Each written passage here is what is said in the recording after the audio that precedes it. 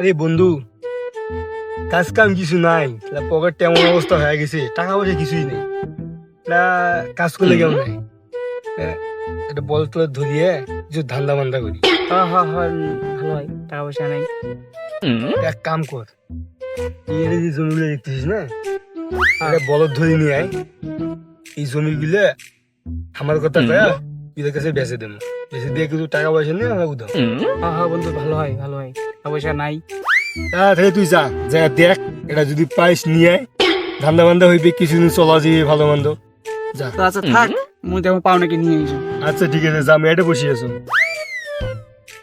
তাড়াতাড়ি আসি, দেরি করিস নাকি। কিছুক্ষণ পর এই যে আই নাকি জমি কিনবে, নিয়ে আসনু। হ্যাঁ ভাই, তোরা নেবেন? তা দেখো, এই এই জমিগুলো হয়, দেখো এর থেকে যে পুরো সত্তরটা দেখতেছেন, এগুলো সবগুলো জমি, সবগুলো বেছে। একটু টাকা পয়সার সমস্যা তো, ওর টাকা পয়সা নাই। দেখো তুমি পছন্দ হয় তোমার কাছে বেছে। তা ভাই সামনে যা জমিগুলো দেখিয়ে আসি। ভাই সামনে যায় কাজ নাই, মানুষ কাজ করতেছে, কাজের লোকে ডিস্টার্ব হবে। যা দেখার এখান থেকেই দেখেন।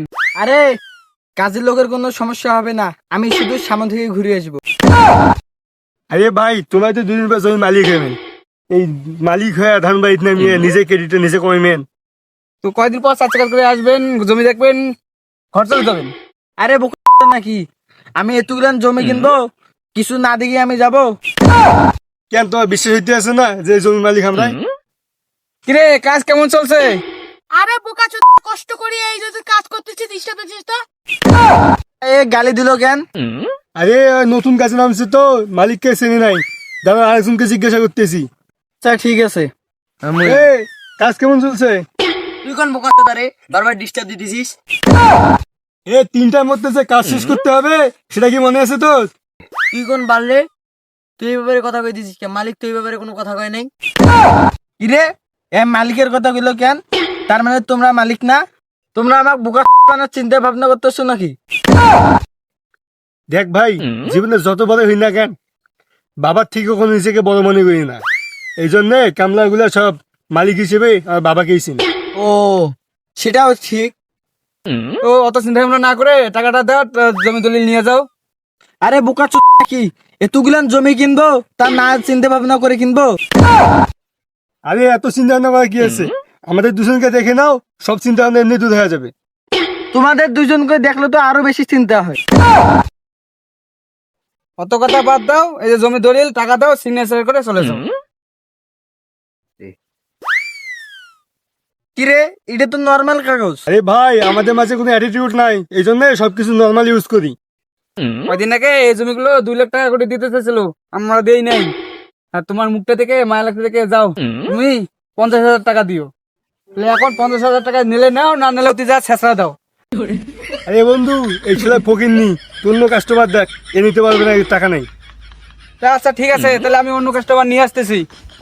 আরে না না না ভাই, আমিই নেব, আমার সাথে তো এতগুলো টাকা নাই, বাসা থেকে আনি দিতে হবে। আরে ভাই, টাকা যেখানে আছে আমরাও সেখানেই যাবো, টাকা যেখানে আছে নিয়ে চলেন আমাদের, আমরা ওইখানে যাইতে চাইছি, চলেন।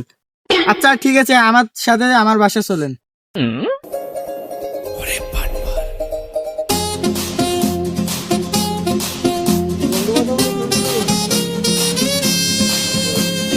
তা বন্ধু, ভালোই একটা ধান্দা হলো, 50,000 টাকা, কয়টা দিন ভালোই চলবে। হ্যাঁ হ্যাঁ বন্ধু। কি ধান্দা করলেন মানে? আরে না না, আমাদের সাথে এমনি আর কি গল্প করছিলাম। এই নেন টাকার ব্যাগ, আর আমার দলিল বুঝি দেন। এই নেন, সিগনেচার করে নিয়ে নেন। তার টাকাগুলো দেখি নেন।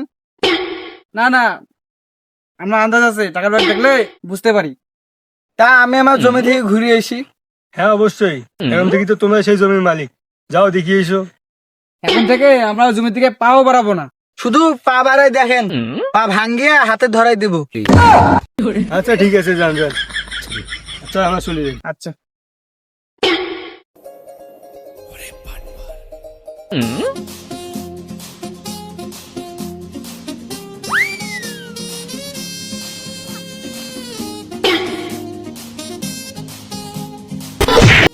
এ কিরে, তুই কাজ না করে ফোন চালাইতেছিস? তুই কোন বোকা যে জিজ্ঞেস করার আমাক? যখন কাজ থেকে বের করে দেব তখন বুঝতে পারবি আমি কে। যা বলতেছিস চিন্তা ভাবনা করে বল, নাহলে এই জমির ভিতরে পুঁতে রাখবো। তুই তো আমার, তোকে পুঁতে রাখবো। আমার জমি তোর কিভাবে হইলো? এই তো আমার জমির দলিল, একটু আগে কিনলাম। আমি কি পাগল নাকি যে আমার জমি বেচে দেবো? আমি তোমার কাছে জমি কিনবো কেন? আমি তো জমির মালিকের কাছে জমি কিনলাম। এই জমিগুলো তো আমার। তাহলে ওরা আমাকে কি বোকা বানালো? না ভাই, আপনি তো আগে থেকে দা। শুধু ওদের দেখা পাই, দেখা পাইলে ক্ষেতের ভিতর ফেলে